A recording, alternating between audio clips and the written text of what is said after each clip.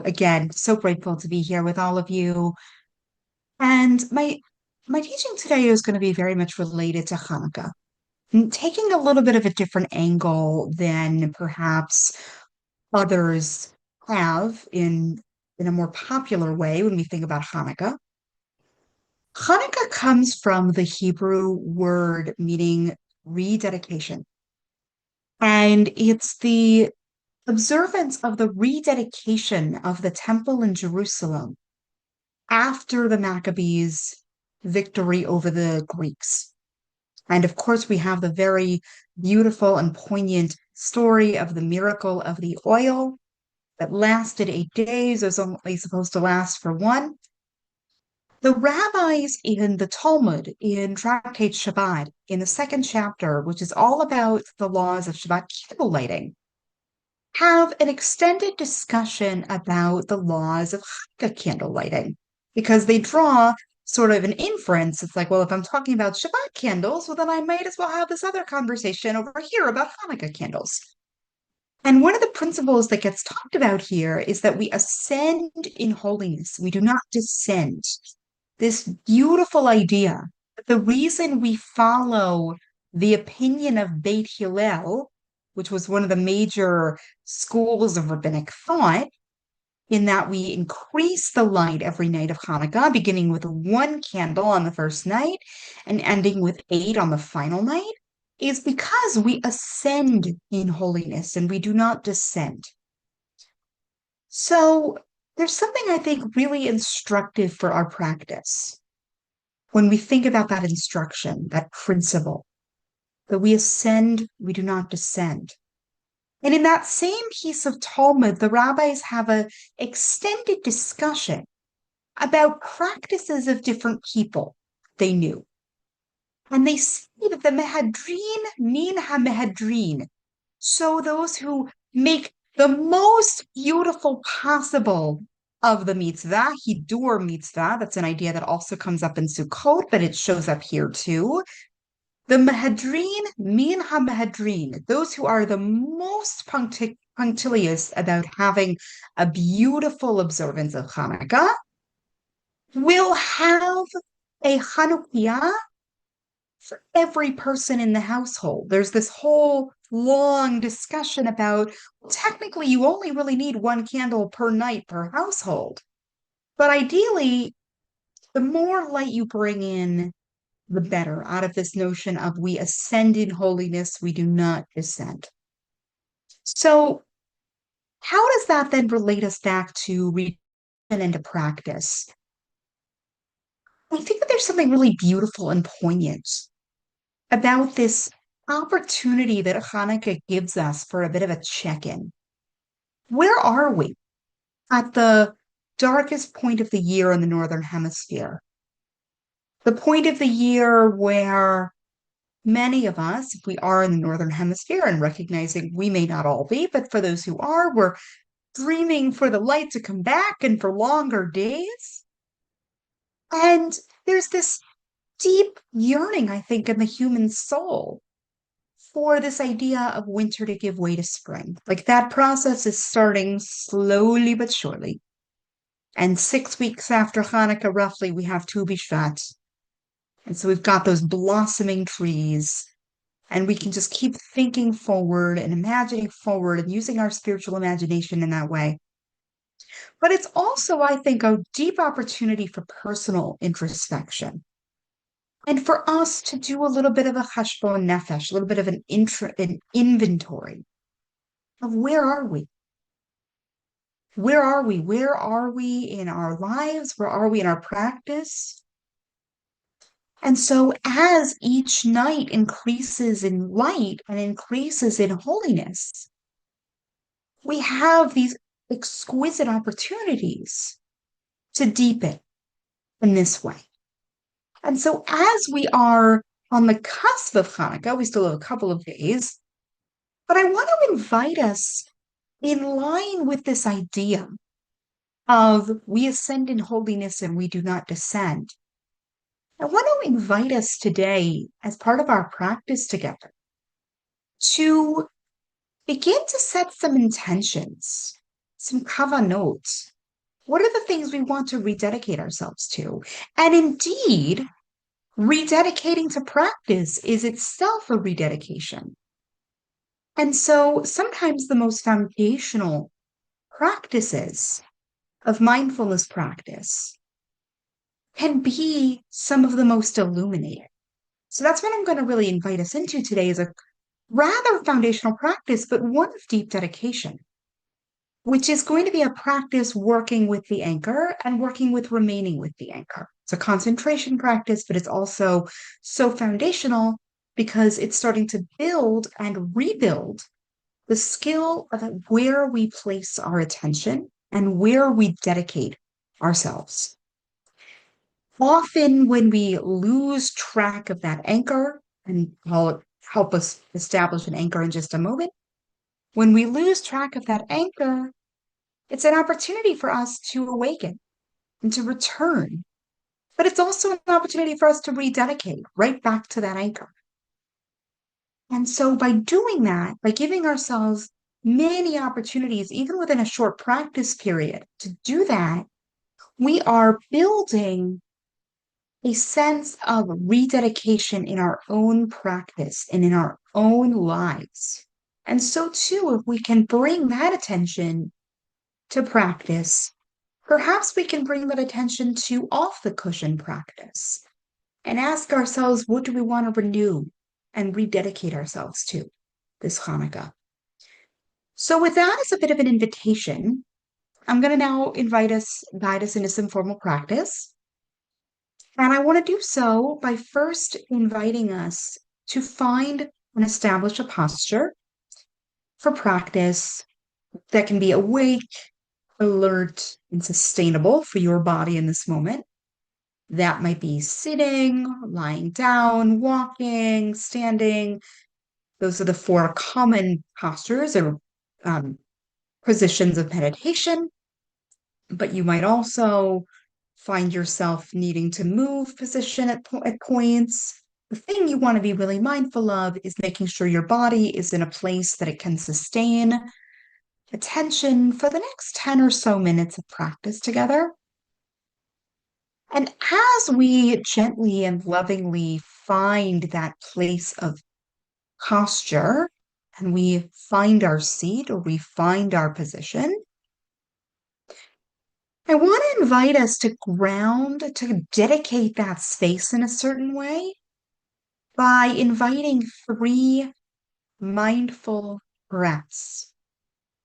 As our teacher, Rabbi Jordan Bendat Appel, reminds us, never forget the power of 3 mindful breaths. So I want to invite us into that now. And we'll do this in a way that allows us to pay a particular heed, if this is accessible for you, particular heed to the way in which our lungs expand and contract. If for whatever reason this form of grounding is inaccessible to you in this moment, you might instead choose to ground or root in a sensation, for example, of the body and its contact with the surface it's on, or maybe even the contact of the hands on the thighs, maybe even the warmth of the hands as they touch each other or simply lie in your lap or wherever they are. If you would like to join for this breathing practice, it will be quite short. We're going to take a full inhalation through the nose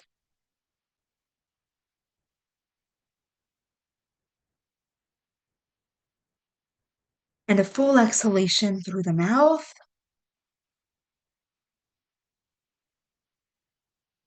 The second time, a full inhalation through the nose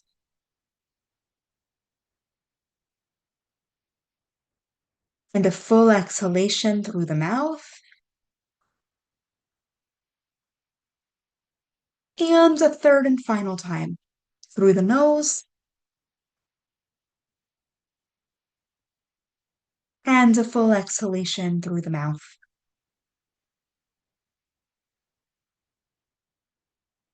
As we ground and allow our systems to settle, we also establish an anchor, a point of stillness that we can dedicate ourselves to in our practice. It might be the breath. And it might be the breath in a particular part of the body. It might be the breath in the nostrils. It might be the breath in the belly or in the chest. It might be sounds arising and passing. It might be body sensation. You may have an anchor you work with.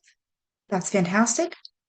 If not, you may choose one of these or one of your own that is a solid place to return when the mind wanders, which it inevitably will. And I will be drawing us back to our anchor periodically through our silent time together, because that's what the mind does. It really loves mental activity. That's its job. Our job is to gently note it and return to the anchor. So, our practice today is really about rededicating ourselves to practice and rededicating ourselves to our anchor as a part of building that foundation and renewing it. We will sit together now for 10 minutes in silence, and I will come back in periodically to remind us to return to the anchor. And I will indicate at the end of this sitting period when we are going to return to our joint Zoom space together. Enjoy your practice.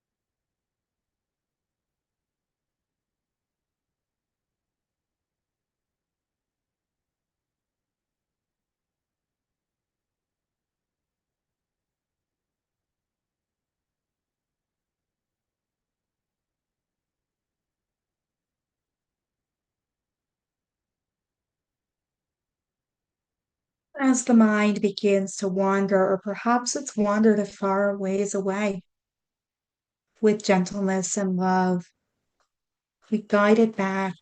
We rededicate ourselves to our anchor.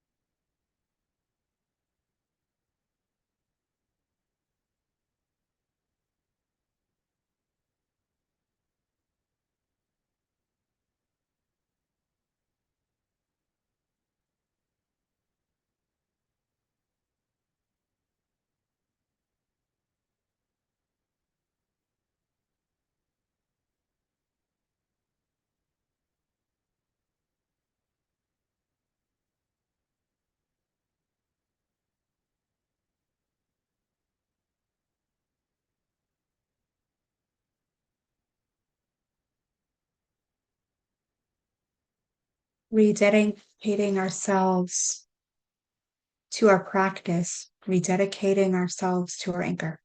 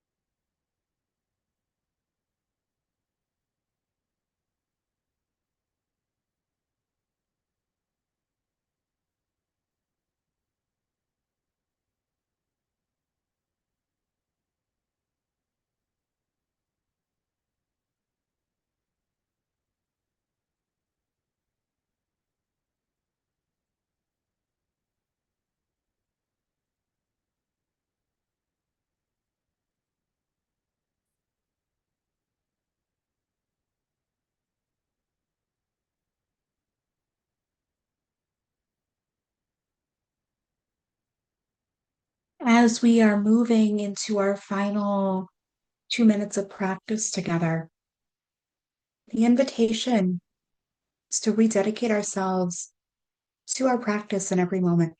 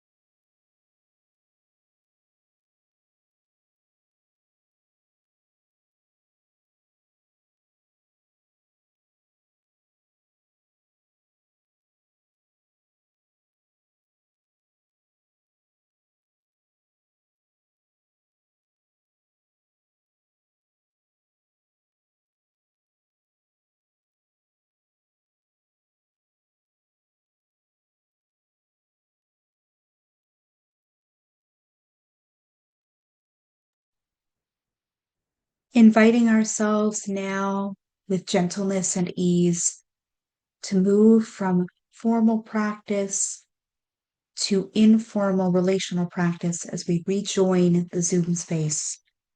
And I will turn it over to Mark for Kaddish Yatom. I thank you for your practice today. And thank you, Rabbi Lauren Tuchman, for that. Was really just a beautiful session, beautiful practice, and a perfect entree into Hanukkah in a little more than 48 hours from now, I guess. Let's seal that beautiful practice with an opportunity for those of you who are grieving a loss, or in mourning, or if you're observing a yard site, or if it's your custom to join in the mourner's Kaddish, you're invited to do so. And if you're not reciting Kaddish, you have an opportunity here to support those who are, just by staying present for them. So if you'd like to share the name or names of anyone you're honoring today through the recitation of Kaddish, you're invited to do that. And if you're reciting Kaddish, please join me by rising, whether in body or in spirit. You can unmute at this time. Yitkadal, Yitkadal v'yitkadash Shemei Rabbi Yama Dira Dirach Yote Lemut Malchutech Chayei Chai Techol Chaye Tukol Ve'Israel Ha'avara Bisman Kari Yuru Amen. Ishmei Rabba Mevarach Kol Ve'olam Lil Ho'e Ne'er Olam. Malvai Barak Yishlach Ar V'Yitzchak V'Yitam V'Yitador Yitadar V'Yitalel V'Yitalot Yitaleh Yitala Shmei Shmei Ela Ve'ela Mishpachirata Mishpachirata V'Shirata V'Shafata V'Shafata V'Nechamata V'Nechamata V'Imru Ba'amirat Amen. Ba'alma V'Imru Amen. Yehi Shlama Shalom Rabba Min Shemayim Mishmaya V'Chai Chaim Moed Abrim V'Amot Kol Yisrael Yisrael V'Imru Amen. Amen. Seh Shalom Shalom Divrimo Ulamah Uya Surya Aseh Asay Shalom Shalom. Aleinu V'Ya Kol Yisrael V'Ya Kol Shvei V'Imru Amen. Amen. Amen. Israel. Amen. Amen. Amen. Friends, thanks for joining us today. If you're leaving us now, I want to wish you a Shabbat Shalom and a Chanukah Sameach. And we hope to see you next week, not on Monday, as I mentioned. Those of you who came in a little bit late, we will not be meeting live on Monday, but we will be meeting all next week, Tuesday through Friday, and we hope you'll join us for any or all of our sessions. We, of course, are open generally Monday through Friday. Drop in, join us whenever you like. If you know somebody who's looking for such an experience as this, or if you know someone who is looking for a comfortable place to recite Mourner's Kaddish on the yard site, or if they've suffered a loss, please let them know about this as an option for them. I see a number of people joining us, and I want to say to those who recited the Kaddish, may you be comforted among all those who mourn, and may those who are remembering today, may their memories be a blessing always in your lives. Thanks to Harry Goboa holding our text space today. Thanks to our teacher, Rabbi Lauren Tuchman. As always, you're invited to stay on. You're welcome to stay with that rededication practice that Lauren offered. You can just turn off the sound if you like on your computer and continue to sit with us, or you can join us for conversation. If you have a question you'd like to ask Rabbi Tuchman, please put it in the chat and I will try to work it into our conversation. Lauren, thanks. That was really just so lovely, really. And you started off, I think you started off by saying you were going to go in a slightly different direction than a lot of Hanukkah related teachings and practices. I want to make sure I got it right, that, that you did that by focusing on this rededication theme, although you brought in the theme of light and darkness and the Hillel Shammai debate about increasing or decreasing, right? But I took the focus today as being on the name of the holiday, Hanukkah, which means dedication. And I'm really interested in exploring that with you. But did I hear that right? Did I get that right? Yes, that is exactly correct. Yeah, exactly. I was interested in engaging us in the reason I said at the beginning, this is going to go in a slightly different direction than maybe a lot of other Hanukkah teachings, Mm-hmm. because I really wanted to focus us in on the name of the holiday itself. Right. And I wanted us to be thinking about the different sides to Hanukkah. Mm-hmm. Mm-hmm. So I love that. So if you'll indulge me, let's move a little bit more deeply into that. I mean, so that root, just like we can nerd out a little bit, but hopefully in an inclusive way here, right? That the Hebrew root, for people who don't know, Hebrew words all have a 3-letter Hebrew root. It's one of the wonderful parts about Hebrew is that it has a kind of nuanced quality to it, that sometimes the root points you in a direction, but it doesn't give you a precise meaning, right? And here, so I really want to explore, well, what does that mean, dedication, right? And it's also a root for the word education, chinuch in modern Hebrew, Mhm. right? Yeah. So in terms of practice, there were like so many ways that you brought it in. For example, like when our attention wanders off our anchor, that is an opportunity. It's as if it's, the metaphor would be, oh, it's just like the Maccabees rededicating the temple, you know, and bringing it back. And, I layered onto that pure oil. Like, let's go back to remembering the pureness of the oil of that rededication in some way. Or let's clean it, let's declutter, let's clean up the wrecked temple in some way. So I love that. But it felt to me like there was something deeper there too about rededication, that we could like kind of just play around with the English words for this reconnection, um,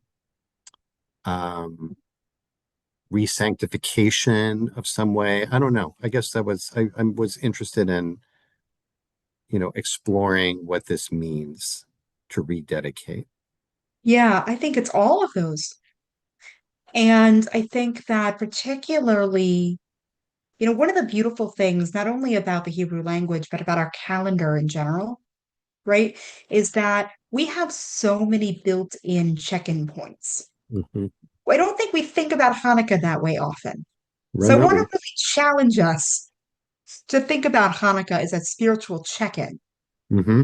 That's part of the dedication piece and the re-sanctification, right? I think so often in, popular Jewish culture, especially in what I know best, which is predominantly Christian society, given the, way in which the Hag often falls proximate to Christmas, given the winter, like all of these like cultural factors that aren't actually directly about Hanukkah, Hanukkah kind of becomes this other thing.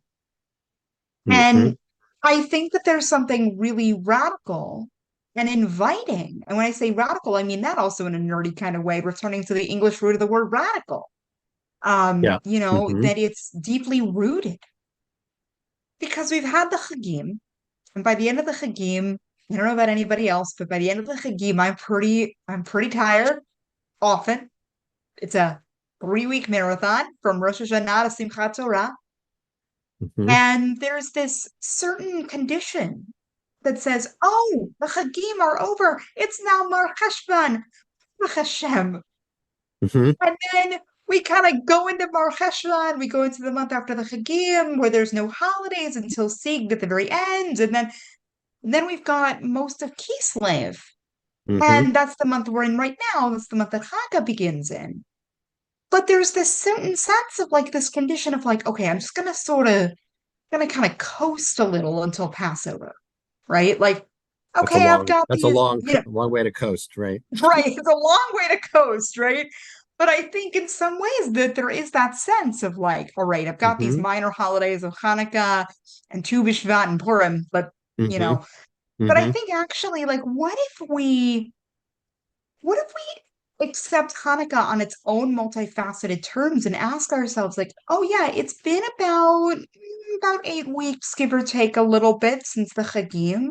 Mm-hmm. Great. Like, how have we been? What do we need to rededicate ourselves to? What do we need to re-sanctify? What is that Mishkan within ourselves, that Mikdash within ourselves that needs sanctification? And how do we bring that sense of that inner oil, that inner pure luminescence to rededicate ourselves? That's really beautiful, and I agree with you. I think it really, it's a way of understanding Hanukkah that is certainly complements, what we often think about with the light metaphor in the darkness, etc. But I love, how you're fitting it into the spiritual flow of the year.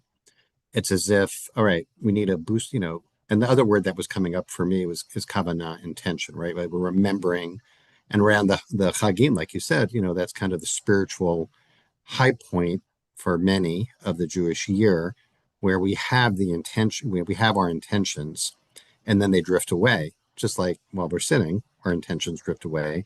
And I was only being a little tongue in cheek about waiting till Pesach, but really, that is a Yeah, long no, time. really.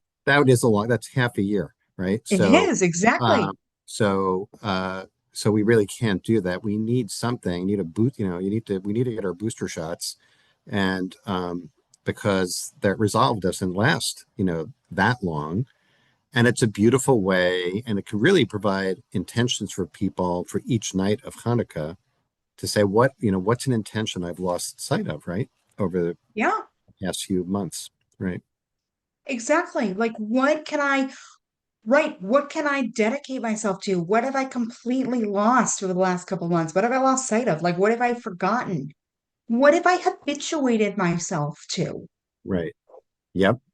And What have I, I'm yeah, sorry, Nancy's writing in the chat, just to add an element here, the reminder to gently return to the anchors of rededication help me realize that when I lapse in my rededication in life, I can be gentle about returning to my intention. So I want to underline the gentle part and invite you to say a little bit about that, because the Maccabees, I would say that gentleness was not, you don't usually associate gentleness with the Maccabees. So the metaphor yeah, might break down a little bit there, but yeah. No, it no, was a we long time don't. ago. Yeah, we don't associate gentleness with the Maccabees. And I think that that's really important to just name, Right, right? The Maccabees were not a gentle bunch of people. right, And what are ways in which we can, just as the rabbis really revolutionized Hanukkah in their own way by deprioritizing the Maccabees, actually.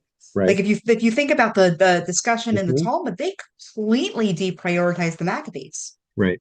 So we can also make choices, right, about bringing that gentleness. I mean, I'll say in my own experience, certain parts of my practice have sort of fallen away over the last couple of weeks, parts of my own spiritual practice.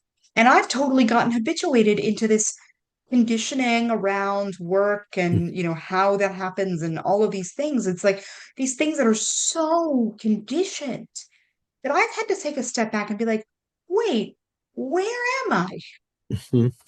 How am I prioritizing? How am I using my time? What's going on here? Right? I'm like really checking in, deeply checking in and be like, how do I want to show up and re-sanctify myself in a certain way and re-sanctify the work that I do and the life that I live in general, you know? So I think it happens to all of us, and that's why the tradition is so astute about these reminders.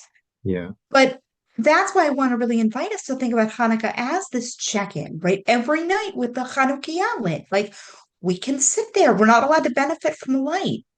So there's a certain kind of practice there of like, I cannot benefit from this being here.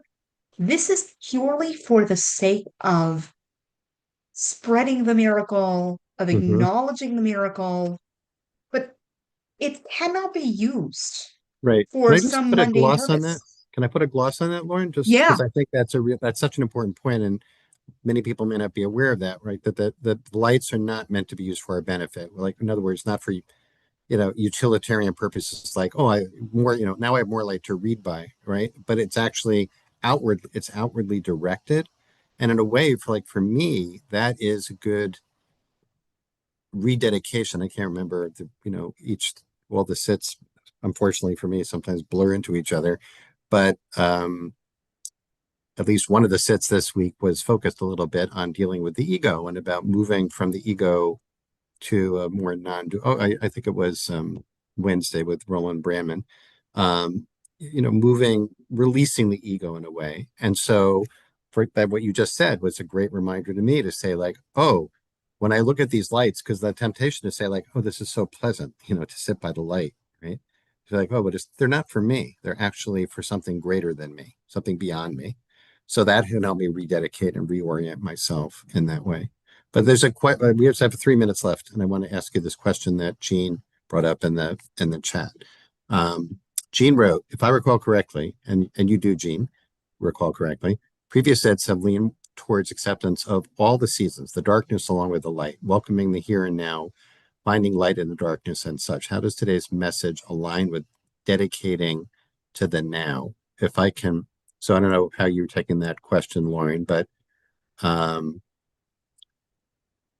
I guess I'm hearing that question a little bit as that a lot of the practice is about kind of radical acceptance of and finding meaning and holiness in everything, which may feel at least we might experience it a little bit as intention with something being out of alignment. I need to rededicate, or I've lost myself. Right?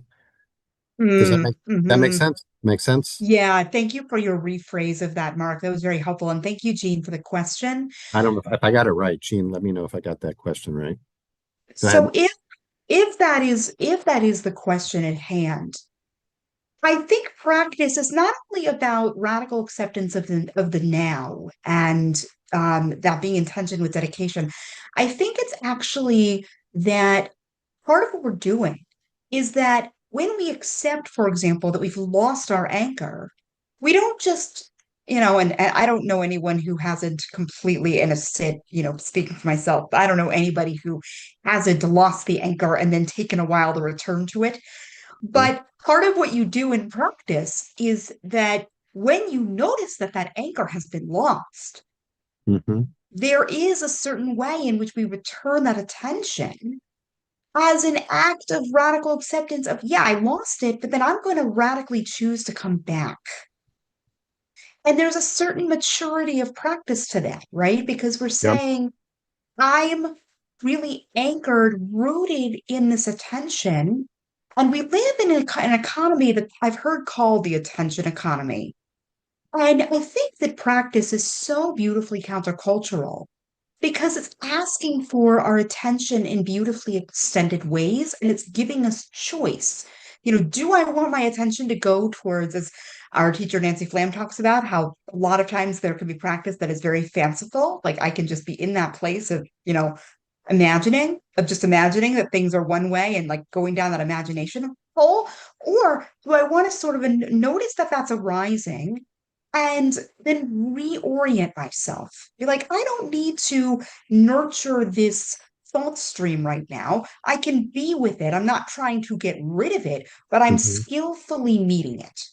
Yeah. And so when I notice that the anchor has lost me or I've lost it, I can beautifully return. I can, in a way, sanctify my own attention. I love that. Oh, sanctify my own own attention.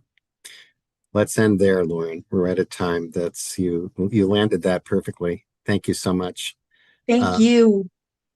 Wonderful to be with you, learn from you, and practice with you as always. And thanks, Harry. Harry is putting in the chat the link to this article today. Beautiful article, an exciting article about IJS at 25 years old, and recommend that to you. Take a look at that.